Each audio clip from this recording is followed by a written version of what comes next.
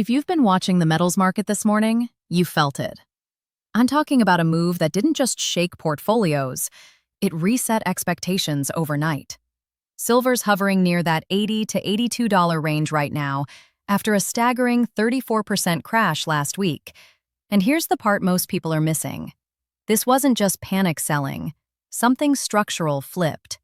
So stay with me, because I'm going to show you what actually pulled the lever, and more importantly, how you can recognize this pattern the next time it starts forming before the crowd catches on.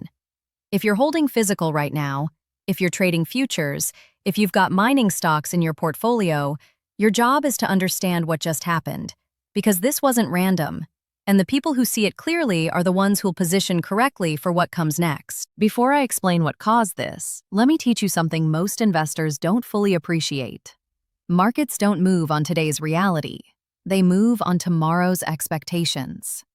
You think you're trading metal, but you're really trading narratives about interest rates, liquidity, and risk appetite. Think of the market like a giant thermostat.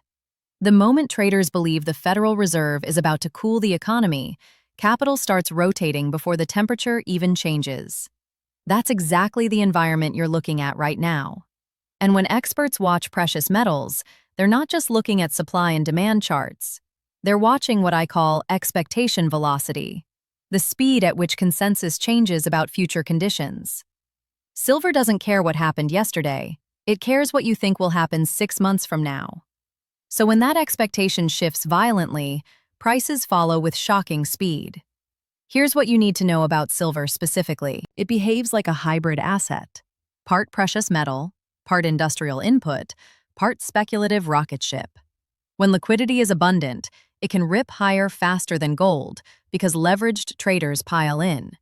But when that liquidity story even hints at tightening, it unwinds with brutal efficiency. If this is making sense so far, drop a comment below and let me know what you're seeing in your own positions, because I want to know who's actually paying attention here. Now here's what's actually happening. The primary driver is the sudden shift in U.S. monetary expectations after President Trump nominated Kevin Warsh as Fed chair. Markets interpret Warsh as disciplined, less accommodative. Translation: potentially higher real rates, tighter financial conditions. And silver hates that environment because it doesn't generate yield. Think about it this way. When you're choosing between an asset that pays you nothing and a treasury bond that's suddenly offering you attractive real returns after inflation, where does your money flow? It flows to yield. So when yields look more attractive, capital migrates. But that's just the spark. Let me show you how the kindling was already stacked. Silver had been on an absolute tear heading into this. It had climbed from the 60s into the 110, 120 range in a matter of months. That kind of move attracts a specific type of participant.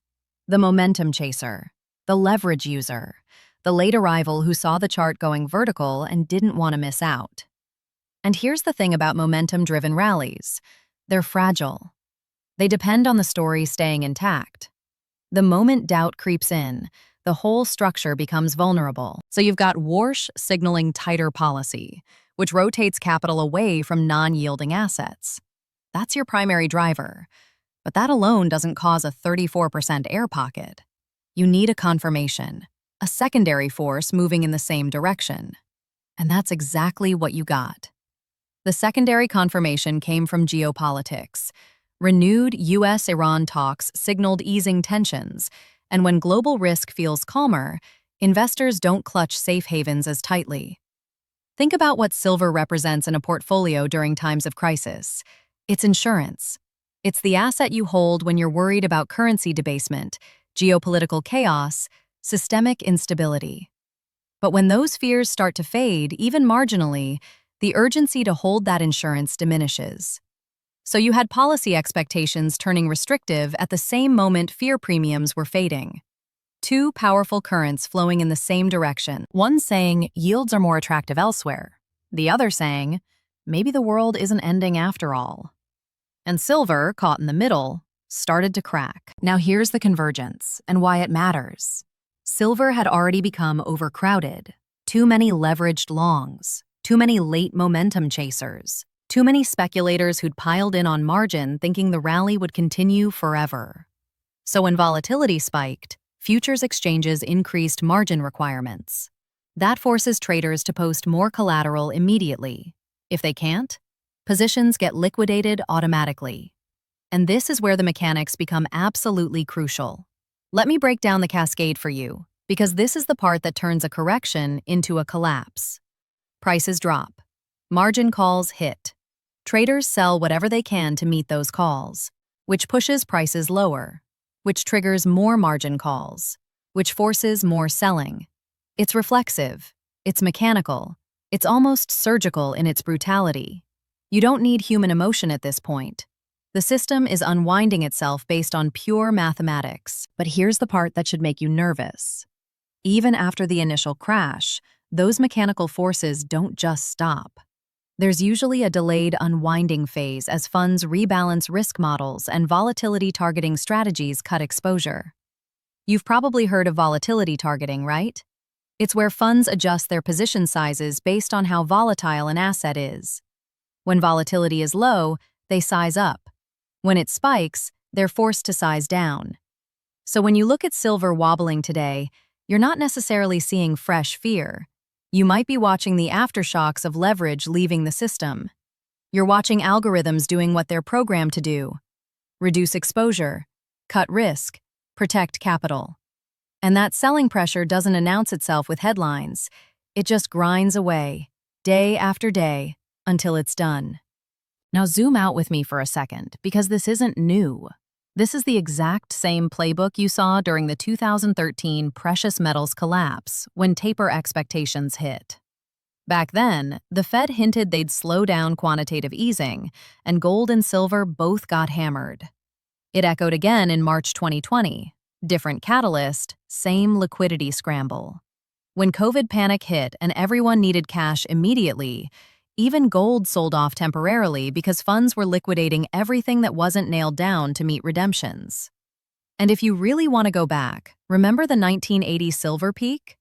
Once policy tightened and speculation cracked, the decline became self-feeding. The Hunt brothers tried to corner the market, leverage got too extreme, and when it unwound, silver dropped from $50 to under $10 in less than 2 months. Every time this combination appears, shifting rate expectations plus crowded positioning, the pattern rhymes. First comes disbelief, then forced selling, then a volatile base-building phase before any durable recovery. The larger story is this: liquidity giveth, and liquidity taketh away. When central banks are printing and rates are zero, speculative assets fly. When that reverses, they crash. It's not personal. It's not manipulation. It's just how the machine works. Now, let me be skeptical for a moment, because I want you to hear independent thinking, not just hype. Could this be an overreaction? Absolutely.